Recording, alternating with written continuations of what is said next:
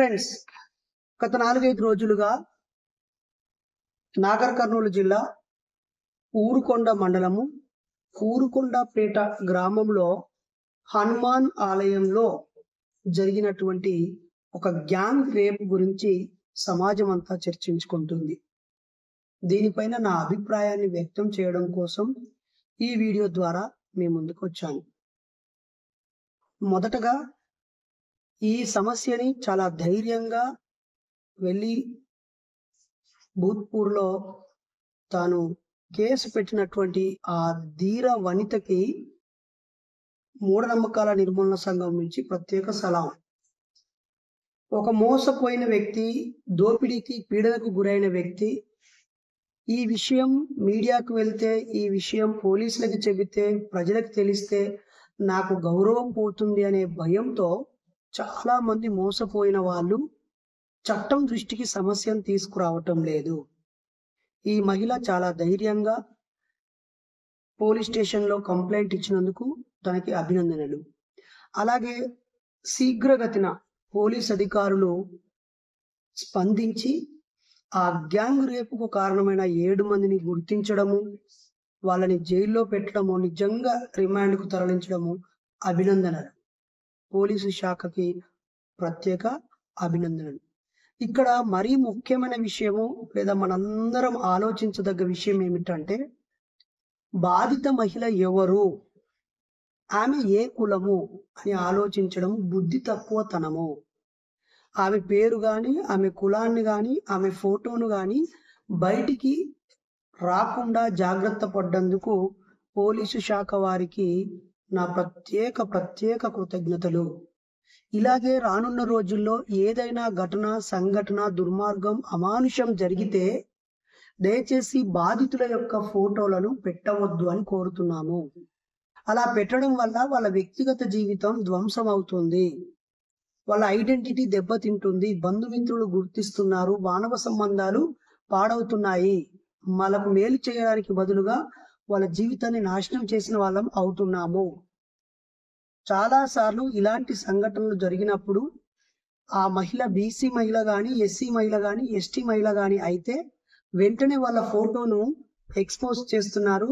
రకరకాల యూట్యూబ్ ఛానళ్ళ వారు వెళ్ళిపోయి నేను ఎలా రేప్ చేశారు, అలా ఎలా చేశారు, ఏ టైంకు చేశారు అంటూ వాళ్ళ రేటింగ్స్ కోసమో లేకపోతే ఆమెను వాళ్ళ ఛానల్లో చూపించాలని సిగ్గు లేకుండా ప్రవర్తిస్తున్నవి చాలా ఉన్నాయి.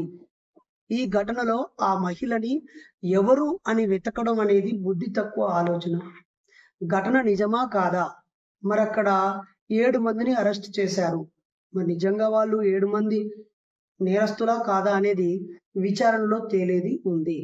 సాక్ష్యాధారాలను సేకరించడంలో పోలీసు వాళ్ళ యొక్క నిబద్ధతని మనం ఇప్పుడు గమనించాల్సిన అవసరం ఉంది. ఇక్కడ ఈ అంశం ఆధారంగా నేను మీకేం మాట్లాడాలనుకుంటున్నానంటే, బాధితులందరూ 27, 21, 22, 23, 24, 25, 26, 27 7 మంది ఈ వయసు వాళ్ళే. అందులో 2 పెళ్ళైన వాళ్ళు ఉన్నారు. వీళ్ళందరి చదువు 10వ తరగతి అంతకు మించి లేదు. ఇంటర్ ఫస్ట్ ఇయర్ ఫెయిల్ ఆపిన వాళ్ళే. మరి ఎప్పుడో 15 సంవత్సరాల వయసులో 10th అయిపోయిన వీళ్ళు 25 సంవత్సరాల వయసు వచ్చే నాటికి 10 సంవత్సరాలుగా వాళ్ళు ఏం చేస్తున్నారు, ఆ గ్రామం ఏం పరిశీలిస్తుంది? ఇందులో నుంచి ఒక సోదరుడు అక్కడి హనుమాన్ ఆలయంలో టోకెన్ కాంట్రాక్టరు, ఒక అతను లడ్డూలు విక్రయించే లైసెన్స్ తీసుకున్న వ్యక్తి. మరి అంతేకాదు, ఇంకా నేను చెబితే మీరు బాధపడతారు. వీళ్ళు ఒకడేమో 5 సార్లు భవానీ మాల వేసిన వాడు, ఒకడేమో 4 సార్లు భవానీ మాల వేసిన వాడు, ఇంకొకడేమో 2 సార్లు భవానీ మాల వేసిన వాడు. 5 సార్లు భవానీ మాల వేసుకొని పవిత్రంగా పూజ చేస్తూ హనుమాన్ ఆలయంలో 11 గంటల వరకు చక్కగా హనుమంతుని, రకరకాల దేవుళ్ళని భజనలు చేస్తూ ఉండే వీరు ఒక ఆడపిల్ల దాహం వేస్తుంది అంటే నోట్లో మూత్రం పోసి ఒక 8 మంది అత్యంత కిరాతకంగా అత్యాచారం చేయడం అంటే ఇది మామూలు విషయమా? ఇలా ఇంతకు ముందు కూడా జరిగినట్టుగా ఇప్పుడే ఈటీవీలో వచ్చినటువంటి వార్త ద్వారా నేను గమనించాను మిత్రులారా. ఏంటిది? మరి ఎందుకని ఈ పాలమూరు జిల్లాలో అనేక డ్యాములు కట్టిన కండల వీరులు, రాష్ట్రంలో ఎక్కడ రోడ్లు వేసినా ఆ రోడ్డు పని చేసిన శ్రమజీవులు ఈరోజు డ్రగ్స్ కు ఎందుకు బానిస అవుతున్నారు, మద్యానికి విస్తృతంగా ఎందుకు బానిస అవుతున్నారు, అలాగే గుట్కాలు పాన్ పరాకులకు ఎందుకు బానిసలు అవుతున్నారు? ఒక ఆడపిల్ల కనిపిస్తే భరోసా ఇవ్వడానికి బదులు ఆసరాగా చేసుకొని అత్యాచారం చేసే స్వభావం ఎందుకు వస్తుంది? ఆ అడవి ప్రాంతంలో హనుమాన్ ఆలయం ఉండి ఏం చేస్తున్నట్టు? ఇంకొక దుర్మార్గం, ఇందులో ఒక ముస్లిం సోదరుడు భాషా ఉన్నాడు. పవిత్ర రంజాన్ మాసంలో ఒక అమ్మాయిని రేప్ చేసిన ఈ దుర్మార్గుడు ఏ విధంగా ముస్లిం అవుతాడు? ముస్లిం పెద్దలు దీనికి ఏం సమాధానం చెప్తారు? అతన్ని ముస్లిం మతంలో నుంచి మెడలు బట్టి బయటికి గెంటేస్తారా? ఈ 7 మంది అత్యాచారం చేసిన వాళ్ళు 5 సార్లు మాల వేసిన వాడొకడు, 4 సార్లు మాల వేసిన వాడొకడు, 2 సార్లు మాల వేసిన వాడొకడు ఉన్నాడు. మరి వీళ్ళ భక్తి మహిళను దైవ స్వరూపులుగా భవానీ మాతే తన పెట్టుకొని ఉన్న 41 రోజులు భవానీ భవానీ అని పిలిపించుకున్న వీళ్ళకి ఆ తల్లి ఎందుకు రక్షించలేదు? ఈ పాడు బుద్ధి వాళ్ళకి ఎందుకు వచ్చింది? అది కూడా ఆలయ ప్రాంగణంలోనే జరగడం ఏమిటి? ఒక్కసారి ప్రజలు కామన్ సెన్స్ తో ఆలోచించండి. ఇక్కడ 10th క్లాస్ లోపు చదువు ఆపేస్తేనే వాడు డ్రాప్ అవుట్ అని ఆలోచించే మానసిక దౌర్భాగ్యంలో ప్రభుత్వము పాలకులు ఉన్నారు. ఇప్పటి ప్రభుత్వమా గత ప్రభుత్వమా కాదు, పాలకులు 10వ తరగతి లోపు చదువు ఆపేస్తేనే డ్రాప్ అవుట్ అనుకుంటున్నారు. ఈ లోపు కామన్ ఎగ్జామే లేదు కాబట్టి వాడు చూసి రాసో లేదా దిద్దే వాళ్ళు ఏదో అని కాస్త మెతక వైఖరితో కొన్ని మార్కులు వేసి 30 వచ్చినా ఓ 4 అక్కడ ఒక హాఫ్ అక్కడ ఒక హాఫ్ కలిపి వాడిని 35 చేసి పాస్ చేయడమా? 10వ తరగతి లోపు వాడు సరిగ్గా బడికి వెళ్తున్నాడా, వాడికి సరిగ్గా చదువు అందుతుందా అని మనం గమనించట్లేదు. 10th అయిపోయాక వాడు ఇంటర్ ఆగిపోతున్నాడు, వాడు డ్రాప్ అవుట్ కాదా? ఏం చేస్తాడు 10th అయిపోయాక? ఇంటర్ ఆపిన వాడు ఊర్లో ఉంటూ ఆకతాయిగా ఉండకపోతే ఉచితంగా ఎవరో రకరకాల స్నేహితులు దూరంలో దైవ దర్శనం పేరుతో అలా ప్రయాణిస్తూ ఉంటారు. నిర్మానుష్య ప్రదేశంలో వాళ్ళు అసాంఘిక కార్యకలాపాలే చేస్తారు.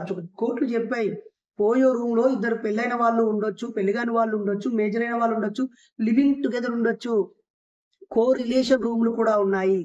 కొంతమంది దౌర్భాగ్యులు అలా కక్కుర్తి పడుతూ రోడ్ల చెట్ల వెంట్ల తుప్పల పెంట్ల కాపురాలనే ఒక అక్రమ సంబంధాలను మెయింటైన్ చేస్తే వీళ్ళ అక్రమ ఆదాయానికి కారణం అవుతుంది. ఫోటోలు తీసి వీడియోలు తీసి పెడతామని బెదిరిస్తూ దోచుకు తింటున్నారు. ఇక్కడ సోదరులందరూ బీసీ సోదరులు గౌడన్నలు ఇప్పుడు దీనికి తలదించుకునే పరిస్థితే కాదా? అలాంటి గౌడన్నలందరూ వీళ్ళని వెనకేసుకొని గ్రేట్ అన్నారు.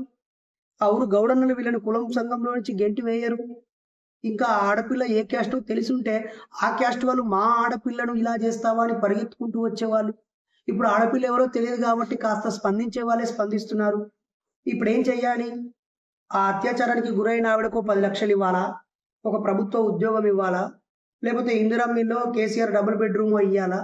లేకపోతే హైదరాబాద్ మహానగరంలో 1000 గజాల స్థలం ఇస్తే సరిపోతుందా? ఆమె అనుభవించిన ఆ నరకయాతనకి పరిష్కారం ఏంటి? కారణం ఎవడు? సరైన విలువలతో కూడిన విద్యను బోధించలేని విద్యా వ్యవస్థ ఏ మేరకు బాధ్యత తీసుకుంటుంది? మద్యాన్ని కంట్రోల్ చేయకుండా విచ్చలవిడిగా ఎక్కడంటే అక్కడ బార్ షాపులు, బెల్ట్ షాపులు, ఏడబడితే ఆడ తాగొచ్చు అనేటువంటి ఉన్నప్పుడు ఎక్సైజ్ శాఖ ఏం సమాధానం చెబుతుంది? అలాగే లా అండ్ ఆర్డర్ను కంట్రోల్ పెడుతూ, ఈ డ్రగ్స్ని కంట్రోల్ పెడుతూ, ఈ ఆకతాయిలను, ఈ చెడ్డ పనులను కంట్రోల్ చేసే పోలీసు శాఖ దీనికి ఏం సమాధానం చెబుతుంది? గతంలో ఇలాంటివి జరుగుతున్నటువంటి పరిస్థితులు ఉన్నాయి కదా. దీనికి చట్టాలు ఏం చేయాలి? పాలకులు ఏం చేయాలి? అధికారులు ఏం చేయాలి? మరి దీనిపై మనం మాట్లాడుకోవాల్సింది ఏంటి? క్యాండిల్ ర్యాలీ వెలిగిద్దామా? ఒక ముఖ కవలికలు లేని ఒక ఆర్ట్ బొమ్మేసి ఆమెను అత్యాచారం చేసిరని చెప్పి ఆమెకు ఏం న్యాయం చేయాలి? వాళ్ళని దొరకబట్టిరు కదా, వాళ్ళని ఉరిశిక్ష కూడా తీస్తారు. లేదా ఈ ప్రభుత్వానికి వీళ్ళందరి ప్రజలతో వ్యతిరేకత వస్తుందని చెప్పి అలా పారిపోతూ ఉంటే కాల్చి చంపేశామని మన గౌడన్నలను చంపేస్తారు. మరి ఆ ఊర్లోనే ఉన్న ఈ 7 మందిని కన్న ఏ గడ్డి వీపుతున్నట్టు? వీళ్ళని సక్రమంగా పెంచుకోలేని వాళ్ళ తల్లిదండ్రులకు ఏ శిక్ష వేద్దాం? ఆ ఊర్లోనే ఉండి, అరే మీరేంద్ర ఈ మధ్య రాత్రి 10-11 దాటాక ఈ తుప్పల పంటి తిరుగుతున్నారు మీరు, వాళ్ళు ఏదో జంటగా వచ్చారు, దైవ దర్శనానికి వచ్చారు, వెళ్తూ ఉన్నారు, వాళ్ళని ఎందుకు మీరు బ్లాక్మెయిల్ చేస్తున్నారని ఆ ఊరు పెద్ద మనుషులు ఎందుకు అడగట్లేదు? వార్డు మెంబర్లు, సర్పంచ్, ఎంపీటీసీలు, జెడ్పీటీసీలు, ఆ ఊరు గ్రామ కార్యదర్శి, ఆ ఊర్లో ఉన్నటువంటి బుద్ధి జ్ఞానం ఉన్న వాళ్ళు ఉన్నారు కదా, చదువుకున్న బుద్ధిజీవులు ఉన్నారు కదా, వాళ్ళు సోషల్ రెస్పాన్సిబిలిటీస్ ని ఎందుకు నిర్వర్తించలేదు? ఇప్పుడు ఆ 7 మందిని ఉరిదీస్తే ఈ సమస్యకు పరిష్కారం దొరుకుతుందా? లేదా ఆ అమ్మాయి ఎవరో చెప్పి ఓ గంట సేపు ఇంటర్వ్యూ చేస్తే ఎలా రేపు చేశారో అని అడిగితే పరిష్కారం అవుతుందా? మాలేసిన వాళ్ళు ఉన్నారు ఇలా, భవానీ మాల వేసిన వాళ్ళు ఉన్నారు, తర్వాత లడ్డు కాంట్రాక్టర్ ఉన్నాడు, అక్కడ టికెట్లు అమ్మే టోకన్ గాడు ఉన్నాడు, అక్కడే ప్రత్యక్షంగా దేవుడు కూడా ఉన్నాడు కదా. దయచేసి ప్రజలారా, రోజు రోజుకి మానవ సంబంధాలు మంటగలుస్తున్నాయి. మానవ సంబంధాల గురించి ఇప్పుడు మాట్లాడుకోవాలి. మన ఊర్లో ఏ వ్యక్తి అయినా చదువు మధ్యలో ఆపేసిన వ్యక్తి ఏ పని చేస్తున్నాడు? సకాలంలో వాడు పెళ్లి చేసుకొని భార్యాభర్తలతో సుఖంగా సంతోషంగా ఉంటున్నాడా, లేక చిత్తకార్తె కుక్కలాగా ఊర్లో ఉన్న ఆడపిల్లల ముఖాలు చూస్తున్నాడా, ఎగిరిచిన ఆంబోతులాగా ఆవుల వెంట ఎక్కుతున్నాడా? ఇవి చూడాల్సిన కామన్ సెన్స్ మనకు లేదా? వీడు నా కొడుకు కాదనో, వీడు నా కులం కాదనో, లేకపోతే వీడు ఆడ ఏడ తిరిగితే నాకేంది, నా కొడుకు మంచిగా హాస్టల్లో చదువుకుంటున్నాడు, నా కొడుకు మంచిగా హైదరాబాద్లో ఉద్యోగం చేస్తున్నాడు, నా కొడుకు వేరే దేశం వెళ్ళిపోయాడు అనుకుంటే మన ఊరు విలువలు మానవ సంబంధాలు మంట కలిసిపోతున్నాయి కదా. ఇప్పుడు ఆ దేవాలయానికి బుద్ధి లేదా, ఆ దేవుడికి బుద్ధి లేదా, ఆ పూజారికి బుద్ధి లేదా, వీళ్ళకు బుద్ధి లేదా, వీళ్ళ కులంకు బుద్ధి లేదా, వీళ్ళని కన్న తల్లిదండ్రులకు బుద్ధి లేదా, పోలీసులకు బుద్ధి లేదా, లేక వీడికి సరి అయిన విలువలు నేర్పించని చదువు వ్యవస్థకు బుద్ధి లేదా? సమాజానికి బుద్ధి లేదు మిత్రులారా. సమాజానికి బుద్ధి చేయవలసిన సందర్భం ఉంది. ఇంకో దరిద్రమైన విషయం ఏంటో తెలుసా? వీళ్ళు 7 సాయంత్రం 11 గంటల దాకా రోజు ఆ హనుమాన్ గుడిలోనే భజనలు చేస్తారు. మరి రంజాన్ మాసంలోనే వాడు రేప్ చేశాడే, దీన్ని ఎలా అర్థం చేసుకోవాలి? ఎస్, ప్రభుత్వం మరింత కఠినంగా ఉండాలి. ప్రజలు ప్రశాంతంగా బతికే వాతావరణం కావాలి. ఎందుకు ప్రజలు ఆస్ట్రేలియాకి వెళ్తున్నారు? ఎందుకు కెనడాకు వెళ్తున్నారు? ఎందుకు జర్మనీకి వెళ్తున్నారు? ఎందుకు ఫిన్లాండ్కి వెళ్తున్నారు? రకరకాల దేశాలకి మేధావులు, విద్యావంతులు, స్కిల్డ్ పర్సన్స్ ఎందుకు వెళ్తున్నారు? ఆ నాలెడ్జ్తో ఇక్కడ అంత డబ్బు సంపాదించలేకనా? కానీ అక్కడ జీవన భద్రత ఎక్కువ, జీవన ప్రమాణాలు ఎక్కువ, విలువలు ఎక్కువ. ఈరోజు అంటున్నాం, ఆ బీచ్లో, అమెరికా బీచ్లో డ్రైవర్లు వేసుకొని బ్రాలు వేసుకొని కూర్చుంటున్నారే, అలా కూర్చునే స్వేచ్ఛ వాళ్ళకున్నా పక్కలు వాళ్ళ వైపు తప్పుగా చూసినా 5 నిమిషాల్లో పోలీసు వాళ్ళు వచ్చి వాళ్ళ చెమడలు తీస్తారు మిత్రులారా. అమెరికాలో వీధి మీద భార్యాభర్తలు ఇద్దరే గట్టిగా అరుచుకున్న ఎక్స్క్యూజ్ మీ అని చెప్పి పోలీసు వాళ్ళు అక్కడికి వస్తారు. భార్యను కూడా భర్త ఇష్టం లేకుండా ఒంటి మీద చేయి వేయకూడదని కఠినమైన చట్టాలు ఉన్నాయి. అయినా మనకు కూడా విలువ ఉండాలి కదా. ఒక ఆడపిల్లను దేవతగానో, భూమాతగానో, లేకపోతే ఇంకో సరస్వతిగానో, లక్ష్మీ దేవతగానో, మాతృమూర్తిగానో భావిస్తున్నామంటే సరిపోతుందా? వాళ్ళు చదివిన చదువు వాళ్ళకు డిసిప్లిన్ నేర్పించలేదు, నిరంతరం చేసే వాళ్ళ భక్తి వాళ్ళని కంట్రోల్ చేయలేదు, వాళ్ళు వేసుకున్న మాల వాళ్ళని కంట్రోల్ చేయలేదు. కాబట్టి సమాజమే కంట్రోల్ చేయాలి. బాల్యం నుంచి వాళ్ళ కుటుంబం కంట్రోల్ చేయాలి, విలువలు నేర్పించాలి, అలాగే విద్యా వ్యవస్థ బోధించాలి. చట్టాలంటే అందరికీ వణుకు పుట్టాలి మిత్రులారా. ఆ దిశగా ఆలోచించాలని ఇక్కడే జరిగిన సంఘటన కాదు, అడుగడుగున ఇలాంటివి జరుగుతూనే ఉన్నాయి. ప్రతి ఇంట్లో ఆడని మగ దోపిడీ పీడనకు గురి చేస్తూనే ఉన్నారు. ఈరోజు 2 కూతుళ్ళు ఉన్నారంటే ఇంట్లోంచి బయటకు వెళ్తే క్షేమంగా తిరిగి ఇంటికి వస్తుందనే భయంలో బతుకుతున్న తండ్రులు ఎంతో మంది ఉన్నారు. పిచ్చి కుక్కలను కంట్రోల్ చేయకుండా ఊరందరినీ ఎవరికి వాళ్ళని కంట్రోల్ కమ్మని చెబుతున్నాం మిత్రులారా. కాబట్టి ఈ కుక్కలను కంట్రోల్ చేయడం కోసం ప్రత్యేక మెకానిజం రావాలి. గతంలోనే షీ టీంలు వచ్చాయి. అలాగే మహిళలకి ఏ ఇబ్బందులైనా రకరకాల పోలీసు వాళ్ళు చక్కగా పనిచేస్తున్నారు. ఇప్పుడు ఈ తాగుబోతులను సమయం మించాక పోలీస్ పర్మిట్ లేని రూముల్లో తాగితేనే చేస్తారు కదా. 10 దాటిన తర్వాత 11 దాటిన తర్వాత బార్ షాప్లను మూసేస్తారు కదా. నిర్మానుష్య ప్రదేశాల్లో ఎవరైనా తాగితే వాళ్ళని అక్కడి నుంచి హెచ్చరిస్తారు కదా. తాగి డ్రైవింగ్ చేస్తేనే పట్టుకుంటారు కదా. ఇలాంటి వాళ్ళని పట్టుకోవాలంటే అది పోలీసు శాఖ బాధ్యత, ప్రభుత్వం బాధ్యత. ఎట్ ద సేమ్ టైం వీటిని గుర్తించి ప్రభుత్వం దృష్టికి తీసుకురావాల్సిన బాధ్యత ఆయా ప్రాంతాల్లో ఉన్న విద్యావంతులది. కాబట్టి ఆలోచించాలని కోరుతూ, మరోసారి ఆ మహిళ ఫోటోను కానీ, పేరు కానీ, కులాన్ని కానీ బయటికి రాకుండా చూడాలని కోరుతూ, వెంటనే స్పందించిన పోలీసు వాళ్ళకి అభినందనలు తెలియజేస్తూ, వీళ్ళు ఇలా చక్కగా మాలలు వేసుకొని ఎంత చక్కగా ఉన్నారో ఒకసారి చూడండి. అలాగే ఎంత చక్కగా పూజలు చేస్తున్నారో చూడండి.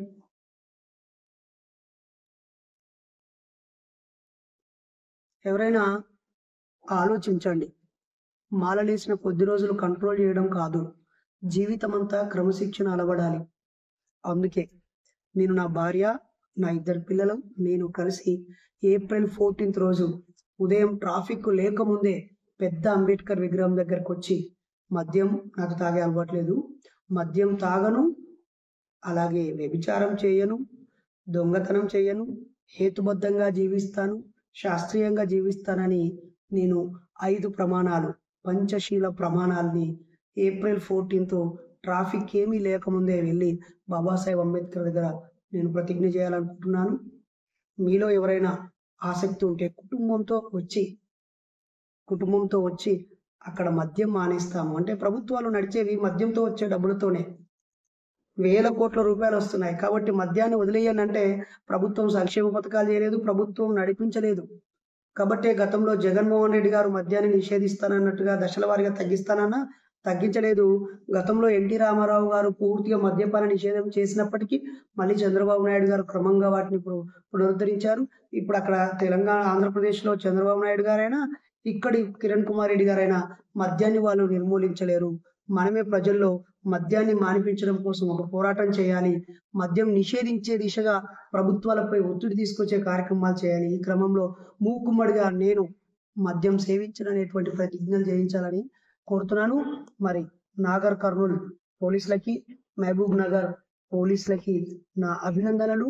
అలాగే ఆ గ్రామ ప్రజలారా ఆలోచించండి. వీళ్ళు దొరికారు కాబట్టి దొరకని దొంగలు ఎంతో మంది మన మధ్య ఉన్నారు. వ్యక్తిగత క్రమశిక్షణని, మానవతా విలువల్ని పెంపొందించి చట్టాలపై గౌరవించే పౌరులుగా తీర్చిదిద్దాలని ఈ సందర్భంగా కోరుతూ, ఆ చెల్లె ధైర్యానికి మద్దతు ప్రకటిస్తూ నేను మీ డాక్టర్ బైరినది.